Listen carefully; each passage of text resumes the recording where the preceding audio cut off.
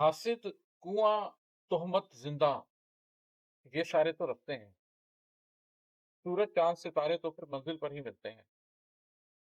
यूसुफ अलैहिस्सलाम ने एक ख्वाब देखा और उन्होंने वो अपने वालिद को सुनाया कि मैं देख रहा हूँ कि सूरज और चांद और सितारे मुझे सिजदा कर रहे हैं।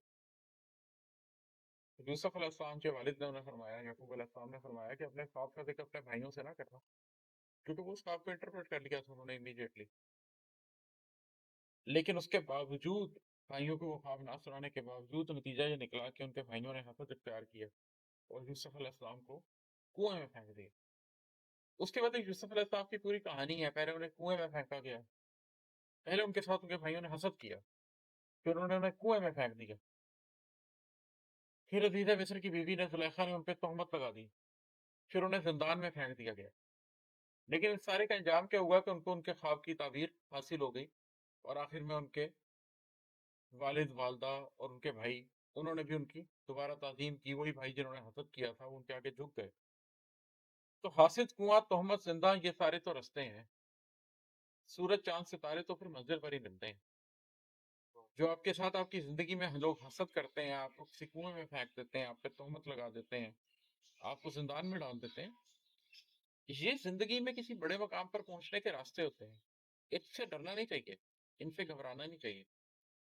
जो शख्स इन मुश्किल रास्तों से गुजरने के लिए तैयार हो, उसको ही आखिर में सूरज, चांद और सितारे मिलते हैं। और यूसुफ अलैहिस्सलाम की ये कहानी अल्लाह ताला ने हमें इसलिए नहीं बताई कि हम इस कहानी पे सिर्फ वाह वाह करें।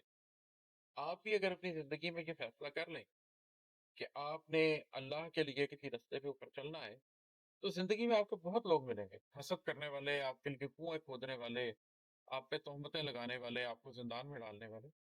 लेकिन कहानी का अंजाम है, अगर अंजाम आपके हाथ में है तो प्रोसेस से कोई फर्क नहीं पड़ता। आप साल हर साल की तकलीफ झेल सकते हैं और झेलने के काबिल होना चाहिए आपको। पारस पत्थर खातिर दुनिया मुल्कों मुल्कों फिरती है। पारस पत्थर होने वाले सिर्फ रियाजत करते हैं। कि बचपन में मैंने एक कहानी पढ़ी थी कि एक साहब थे, एक बुजुर्ग थे, और उन्होंने पारस पत्थर ढूंढने की कोशिश शुरू की। पारस पत्थर एक वैसे एक मिथ है, एक ऐसा पत्थर के जिसको आप जिस भी चीज से छुए वो सोना बन जाते हैं। तो उन्होंने अपनी पूरी जिंदगी लगा दी उस पारस पत्थर को ढूंढने में, हत्ता के बुढ़ापे में जाकर उन्हें वो पारस पत्थर मिल गया। उन्होंने सोचा कि अब तो मैं बूढ़ा हो गया हूँ, अब तो मैं मरने के करीब हूँ, मुझे पारस पत्थर का अब क्या फायदा। तो उन्होंने कहा मैं किसी ऐसे नौजवान को ढूंढूंगा जो बहुत नेक हो, बहुत अच्छा हो।